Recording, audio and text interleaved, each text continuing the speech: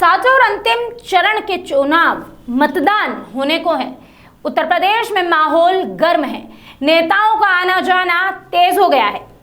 बात कर रहे हैं सोनभद्र की, जहां कल प्रधानमंत्री नरेंद्र मोदी ने अपनी सभा की थी। वो पहुंचे थे और उन्होंने भारतीय जनता पार्टी के पक्ष में मतदान करने की जनता से अपील की थी। वहीं आज ओबरा के रामलीला मैदान में कांग्रेस की महासचिव प्रियंका गांधी की जनसभा हुई। प्रियंका गांधी ने यहां दहाड़ लगाई। कांग्रेस के चारों प्रत्याशियों के पक्ष में माहौल बनाने के लिए प्रियंका इस मैदान में उतरी थी। जब प्रियंका गांधी मैदान पहुंची तो कांग्रेस कार्यकर्ताओं में जोश भर गया। प्रियंका ने सत्ता पक्ष पर इस दौरान जमकर निशाना साधा और सबसे अहम बात, जनता की मूलभूत सुविधाओं और देश और देश के विकास और विकास की राजनीति की भी बात कही। यहां उपस्थित लोगों से कांग्रेस के पक्ष में मतदान करने की बात की। इस दौरान उन्होंने सधे हुए शब्दों में विपक्षी दलों पर, जैसे कि भारतीय जनता पार्टी, बसपा और सपा पर जातिवाद और धर्म की राजनीति करने का आरोप लगाया। उन्होंने कहा कि ये सभी पार्टियां जाति और धर्म के नाम पर यूपी की जनता को मूर्ख बनाने का काम करती आ रही है। उन्होंने महंगाई के लिए मोदी सरकार को जमकर कोसा।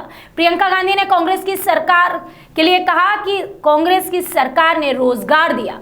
उम्बा नरसंहार में सरकार पर प्रियंका ने कहा कि नरसंहार के समय योगी की पुलिस कहां गायब थी। उम्बा नरसंहार में मुझे आने नहीं दिया गया, मुझे गिरफ्तार करके रोक दिया गया। उन्होंने कहा कि भाजपा सरकार रोजगार तो दे ही नहीं सकती, ये 5 किलो राशन देती है और सिर्फ मूर्ख बनाती है। इसके बाद प्रियंका ने कहा कि प्रधानमंत्री जी के जो दोस्त हैं वो केवल अमीर हो रहे हैं, उनके सिवा कोई अमीर नहीं हो रहा। प्रधानमंत्री की पार्टी केवल गुलाम बनाकर सबको रखना चाहती है।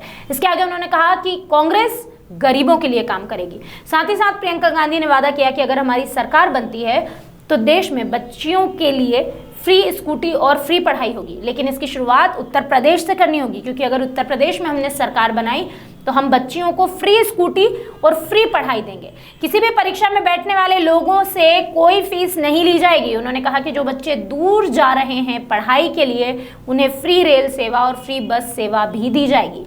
आइए आपको सुनाते हैं प्रियंका गांधी का ये बयान, और सबसे पहले लिए चलते हैं हमारी संवाददाता के पास और जानते हैं कि उनका क्या है इस पूरे मामले में कहना। तो हमारे साथ इस वक्त मौजूद है सोनभद्र से पार्वती जी, जो हमारी संवाददाता हैं। पार्वती जी, कैसा माहौल था जब प्रियंका गांधी मैदान पहुंची? हाँ, हम ये बताना चाहेंगे कि जब प्रियंका यहाँ पे पहुंची बहुत अच्छी माहौल थी और 10,000 के करीबन जनता यहाँ पे पहुंची हुई थी। जो जनता थी, आपने कहा कि 10,000 के करीब जनता थी वहां पर मौजूद थी। प्रियंका गांधी ने वहां पर जो धुआंधार भाषण दिया है, उसके बाद कैसा माहौल है सोनभद्र का? कल वहां पर प्रधानमंत्री नरेंद्र मोदी ने अपनी जनसभा की, आज प्रियंका गांधी की जनसभा हुई, तो क्या लगता है इस विधानसभा में कितना पोटेंशियल है कि दोनों पार्टी अपने दिग्गजों को यहाँ उतार रही है आमने सामने? हम तो ये बताना चाहेंगे कि यहाँ पे अपनी अपनी दलों के पार्टी यहाँ पे आ रहे हैं और अपना अपना जोर लगा रहे हैं, आमने सामने की ताकत लगा रहे हैं। अभी 7 मार्च को ही पता चल सकता है कि कौन और किसको कितना वोट मिलेगा।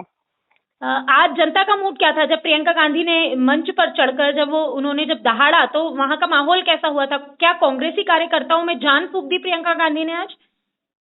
हम तो यह बताना चाहेंगे कि प्रियंका गांधी को देखते ही जनता में हाहाकार मच गई और क्या कहते हैं, जयकारा लोग लगाने लगे। और प्रियंका गांधी ने वादा भी किया कि हमारी सरकार बनते ही बच्चियों को फ्री स्कूटी और दी जाएगी। बहुत बहुत शुक्रिया पार्वती जी हमारे साथ जुड़ने के लिए और हमें ये सब खबर बताने के लिए।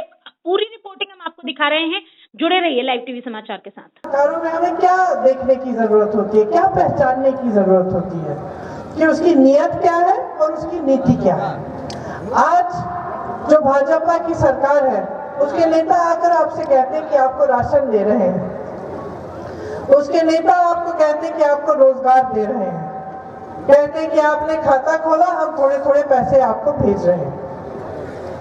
तो इसके पीछे सोच क्या है समझ लीजिए कि रोजगार ये आपको कभी देंगे नहीं और दे नहीं सकते। इनका ये पूरी तरह से खोखला वादा है। क्यों? क्योंकि रोजगार 3 जगहों से आता है। रोजगार या तो बड़ी बड़ी संस्थाओं से आता है, जैसे BHEL, HAL, NTPC, railway, ITI, ये सारी संस्थाएं, जहाँ से बहुत बड़ी संस्थाएं, बड़े उद्योग होते हैं, इसमें से रोजगार आता है।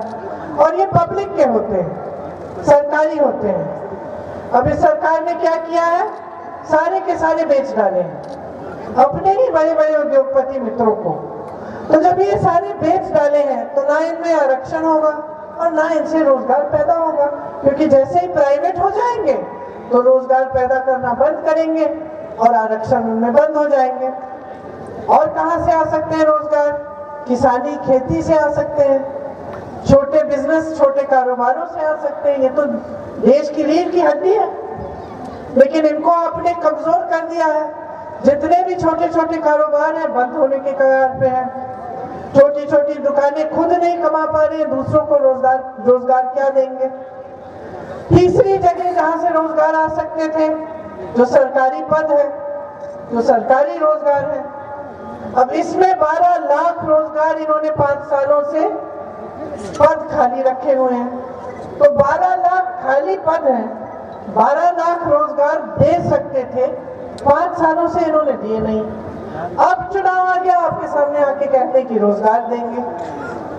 तो आपको समझ में आ रहा है कि इनकी नीति और इनकी नीयत ठीक नहीं है, क्योंकि इनकी नीति से आप गरीब के गरीब रहेंगे। इनके जो बड़े बड़े उद्योगपति मित्र हैं वो अमीर बनते चले जाएंगे। आज जो सबसे बड़े उद्योगपति हैं देश के, जो इनके ही मित्र हैं प्रधानमंत्री जी के, जो 2-3 है, पता है कितना कमा रहे हैं? 1000 करोड़ रुपए एक दिन में कमा रहे हैं। एक दिन में 1000 करोड़ रुपए, आप सोच भी नहीं सकते कि कितना पैसा है। किसान 27 रुपए कमा रहा है, इस देश का किसान 27 रुपए कमा रहा है। बड़ा बड़ा उद्योगपति प्रधानमंत्री का मित्र 1000 करोड़ रुपए कमा रहा है। प्रधानमंत्री जी उस उद्योगपति के कर्ज माफ करे जा रहे हैं, किसानों के कर्ज माफ नहीं कर रहे हैं। उन उद्योगपतियों के लिए सारी सुविधाएं बन रही हैं, किसानों के लिए, गरीबों के लिए, आदिवासियों के लिए कोई सुविधा नहीं बन रही है। उन उद्योगपतियों के लिए किसान कानून लाए जा रहे हैं जिसमें किसान मेहनत करेगा, किसान का खून पसीना और कमाएगा उद्योगपति, किसान कमाएगा ही नहीं। यहाँ तक कि जो कानून था उसमें अगर आपकी जमीन पे कोई विवाद हो जाए, वो उद्योगपति लेना चाहे, तो आप सिर्फ DM तक जा सकते हैं, अधिकारी तक जा सकते हैं, आप तो कचहरी भी नहीं जा सकते अपनी जमीन के लिए लड़ने के लिए। ये कानून लाने वाले थे। किसानों ने आंदोलन किया, लड़े, 1 साल के लिए दिल्ली में खड़े रहे अपने हक के लिए लड़ने के लिए। न प्रधानमंत्री जी आए बात करने के लिए, न मुख्यमंत्री जी आए। उनके मंत्री के बेटे ने 6 किसानों को अपनी जीप के नीचे कुचल डाला।